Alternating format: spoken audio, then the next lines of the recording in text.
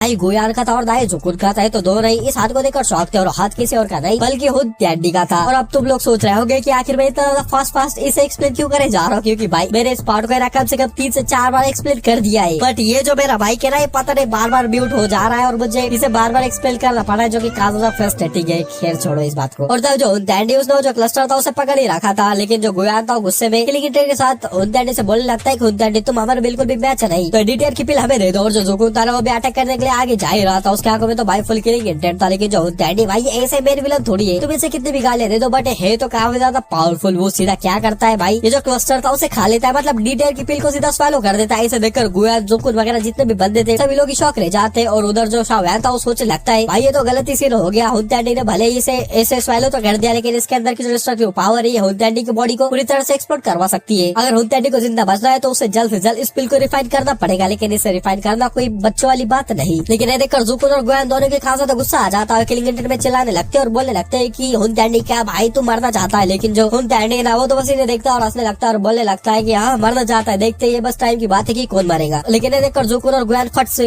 Daddy के ऊपर attack कर देते हैं। लेकिन तभी जुकुन और गोयान डैडी के बॉडी के अंदर की जो पावर थी उसे सेंस कर देते हैं कि भाई इस बंदे की जो पावर है ना वो बढ़ी जा रही है। और डैडी भी भाई इतने टाइम से उसकी पावर नहीं बढ़ी थी बट अब उसकी पावर बढ़े जा रही थी, इस वजह से वो काफी ज्यादा खुश था। और डैडी दोनों से बोलने लगता है कि अब तुम दोनों मेरे से काफी ज्यादा पीछे चले गए हो स्ट्रेंथ के मामले में। तो जुकुन बोलने लगता है कि चलो हम इसे मार कर इसके बॉडी के अंदर से पिल को बाहर निकाल देते हैं, अगर पिल को बाहर निकाल दिया तो हम अभी भी पिल का यूज कर सकते हैं। और ये दोनों डैडी के ऊपर अटैक कर देते हैं। लेकिन जो डैडी बोलने लगता है भाई मैंने कहा था तुम मेरे बिल्कुल भी मैच नहीं, और तभी वो दो वैक्यूम स्पेस को बना देता है जिनके अंदर खतरनाक ही हो रहा थी। ये देखकर गोयान और जो जुकुन थे उन्हें अपने ऐसे दाइकी की शील्ड बनाकर यूज करनी पड़ती है। और यहाँ पर एक खतरनाक डेफिनेटिंग एक्सप्लोजन होता है, इस वजह से यहाँ पर जो स्टॉर्म आता है ना उस वजह से जियान और शाहवैन पीछे खिसके हुए चले जाते, मतलब सभी लोग पीछे खिसक गए थे। और शायद इसे देखकर सोचने लगता है डैडी ने बस अभी पिल को स्वेलो किया है और उसे रिफाइन भी नहीं किया, बस थोड़ा सा रिफाइन किया होगा, उस वजह से ही उसकी पावर इतनी ज्यादा बढ़ गई। और अगर क्या हो अगर डैडी पूरी तरह से इस पिल को रिफाइन कर दे तो डाउडी में एडवांस कर जाएगा और फिर सभी दो की कॉन्ट्रैक्ट के लगा देगा, समय पहले तो इनके लगाएगा। और जो डैडी वो आसमान में देखे जा रहा था जोर जोर से जा रहा था और बोलने लगता है कि आखिरकार जीत तो मेरी हुई। लेकिन जो गोयान है बोलने लगता है अबे भाई इतने जल्दी खुश मत हो, बट जो डैडी उसे तो पूरा इग्नोर कर देता है, तो बस अपने बॉडी के अंदर जो स्ट्रेंथ बढ़ रही थी उसे एंजॉय करे जा रहा था। लेकिन जो डेली ड्यूरिंग फिल्म था तो भाई काफी ज्यादा कंसर्न था, तो जो डैडी उसे काफी गालियां दे जा रहा था और वो बोलने लगता है भाई तुझे तेरी लिमिट भी पता है क्या, अगर तो इस एनर्जी को हैंडल नहीं कर पाया हो तो सोचने लगता है अगर ये बंदा मारा गया ना भाई मैं भी मारा जाऊंगा। और वो तो उसे गालियां देने लगता है, लेकिन जो डैडी उसे चुप करवा देता है और बोलने लगता है कि अबे साले मुझे मेरी लिमिट के बारे में पता है। और फिर डेली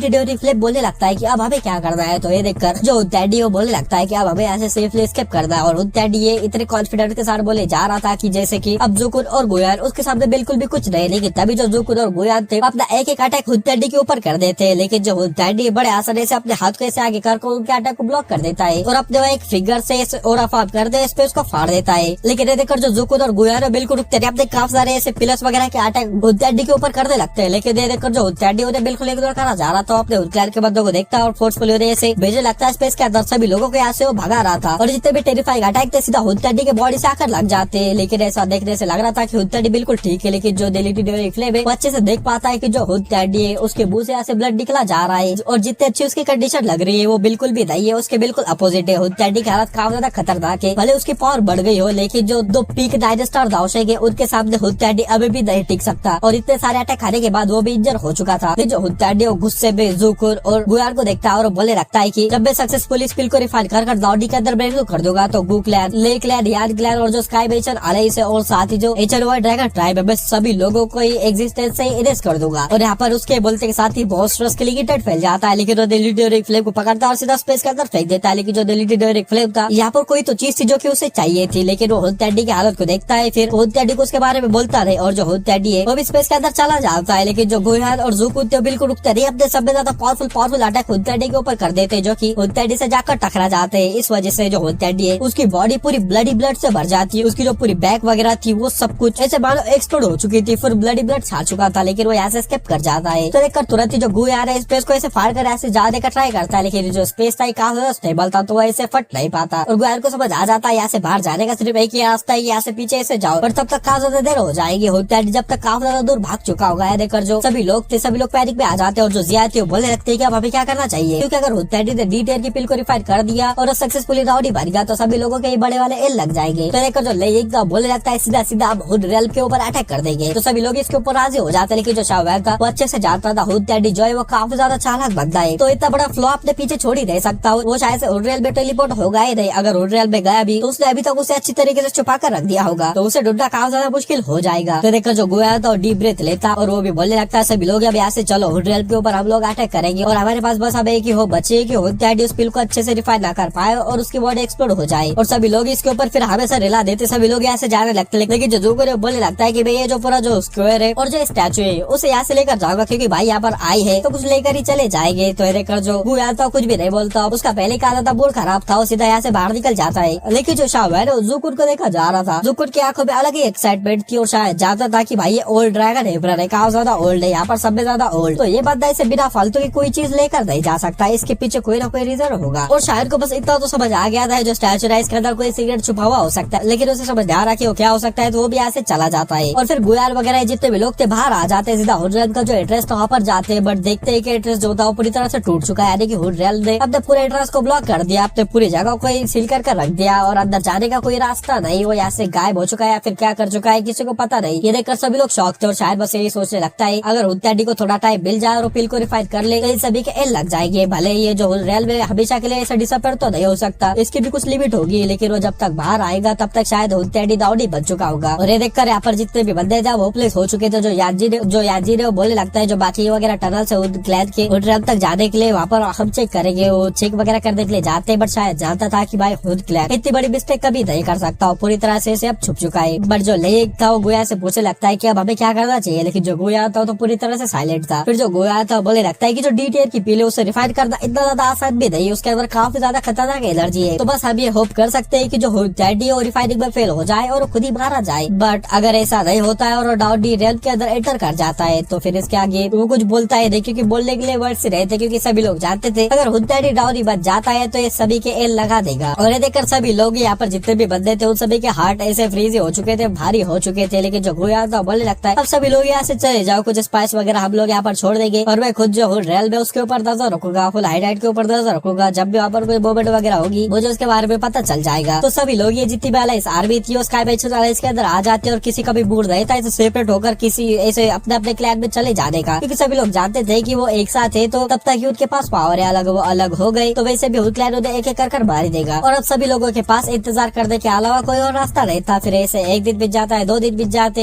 एक हफ्ता बीत जाता और एक पूरा महीना बीत जाता, लेकिन जो हुड क्लैन है उसकी तरफ से कोई भी न्यूज नहीं आई थी। जो गोया ने उसने भी हुड रियल के पास कुछ भी शेष नहीं किया था, मतलब हुड रियल तो छुप चुका था, उसने पूरी डाउ की कॉन्टिनेंट के अंदर कुछ शेष ही नहीं कर पाया था हुड क्लैन से रिलेटेड। और सिर्फ गोया ने बाकी सभी लोग भी हुड क्लैन के ऐसे ढूंढे जा रहे थे, हुड रियल को ढूंढे जा रहे थे और गोया ने हर जगह पर छान मार लिया था हुड रियल को, बट उसे कहीं भी नहीं मिल पा रहा था, उसे कोई क्लू भी नहीं मिल रहा था। और इधर स्टार हेल्थ के अंदर शाबार वो जो बड़ा सा स्टैचू था उसे देखे जा रहा था, यानी कि जो जुकू ने उसने उस बड़े से स्टैचू को यहाँ पर लाकर रख दिया था। और हुड क्लैन के 1 महीने तक कोई न्यूज नहीं थी, तो कुछ जो एक्सपर्ट वगैरह जो फिक्सर्स थे उन्हें ऐसा लगने लगा था कि जो अलाई से उसने हुड क्लैन को पूरी तरह से खत्म कर दिया। खुद वो कांग्रेचुलेट करने के लिए आ रहे थे, बट किसी का भी उनके ऊपर कुछ ध्यान नहीं था। और जब जो शाहवैद था वो अकेला बैठा हुआ था, पूरी तरह से होपलेस था। लेकिन तभी सुधर वहाँ पर आ जाती है, तो सुधर से बोलने लगता है कि क्या अंकल गुयार के पास से कोई न्यूज है, तो सुधर दाम है अपना सर हिला देती है। तो देखकर शाहवैद की आंखों में एग्जॉस्टन और फ्रस्ट्रेशन हम साफ सब देख सकते थे, और उसके लिए तो एक टॉर्चर बन गया था 1 महीने तक ऐसे शांत रहने की वजह से। तो सुधर शाहवैद के पास आ जाती है, उसकी मसाज वगैरह करने लगती है, बट भाई दुनिया भाड़ में जाए, दुनिया पूरी तरह से खत्म भी हो जाए, बट अब शाहवैद तो भाई कभी भी ठर की पता नहीं छोड़ सकता था। और सुधर की कमर ऐसे पकड़ लेता है और फिर उसे ऐसे गले लगा लेता है, और वो थोड़ा सा इमोशनल होते हुए बोलने लगता है कि मैंने इतने सालों तक मेहनत की, इतने सालों तक ट्रेनिंग की, क्या वो आज सब कुछ फेल होने वाला है। तो जो सुधर मुस्कुराते हुए बोलने लगते है कि तुमने अपनी पूरी जान लगा दी, तुमने अपनी पूरी मेहनत की और तुम पहले एक्स्ट्राऑर्डिनरी बन चुके हो, तुम्हारा फ्यूचर भी काफी ज्यादा अच्छा है, भले फ्यूचर में जो एंडिंग हो लेकिन लोग तुम्हें हमेशा ही याद रखेंगे। तो शायर एक्सपाइल करता है और बोलने लगता है बट रियलिटी में मैं फेल हो चुका हूँ। तो जो सुधर शायर को याद दिलाती है कि उसने एक बात की थी कि कुछ चीजों को ऐसे छोड़ देना दिल को ऐसे फ्री कर देता है। बट शायर ऐसे आसमान में मून को देखने लगता है और बोलने लगता है कि अब सिर्फ उसकी लाइफ ही डाव के ऊपर नहीं लगी, बल्कि काइबेशन, अलाइस, गू क्लैन, ले क्लैन, यार क्लैन और काउंटलेस लोगों की जो लाइफ से अब उसके ऊपर डिपेंड करती है। तो फिर कभी कभी इंसान रिस्पॉन्सिबिलिटी को उठा लेता है तो उसे छोड़ नहीं सकता। तो सुधर भी शायर की आंखों में डिटर्मिनेशन को नोटिस कर लेती है, लेकिन भाई टाइम किसी के लिए रुकता नहीं, ऐसे आधे महीने का टाइम बीत जाता है, फिर 1 महीने का टाइम बीत जाता है, लेकिन अभी भी जो हुड क्लैन की न्यूज़ थी वो बिल्कुल भी नहीं आई थी। और इधर जो लेजेक था काफी फ्रस्ट्रेट हो चुका था, वो एक टेबल के सेका मारकर तोड़ देता है और बोलने लगता है अगर हुड क्लैन को फाइट ही कर दिए तो आओ मुझसे फाइट करो, मैं लाइफ एंड डेथ तक उनसे फाइट करूंगा। तो देखकर जो यार जीतता है बोलने लगता है कि फाइट करने के लिए एनिमी को भी ढूंढना पड़ता है। तो देखकर सभी लोग चुप हो जाते हैं, सभी लोग हेल्पलेस थे, मतलब भाई आखिर सिचुएशन काफी वर्स हो चुकी थी। मतलब सभी लोगों के मन में बस यही बात चल रही थी कि वो बस अपने मौत का इंतजार करे जा रहे हैं और ये बात उन्हें अंदर से खाई जा रही थी। और तभी जो गुया था यहाँ पर आ जाता और इसे देखकर सभी लोग ही थोड़ा सा एक्साइटेड हो जाते और गुया से बोलने लगते कि क्या हुड क्लैन की कोई न्यूज मिली। तो देखकर जो गुया था वो जो बोलता है उस वजह से सभी लोगों की एक्साइटमेंट खत्म हो जाती है। वो बोलता है अब काफी ज्यादा देर हो चुकी है। देखकर सभी लोग शौक रहते हैं और जो शायद था बोलने लगता है आखिर इसका रीजन क्या है। तो जो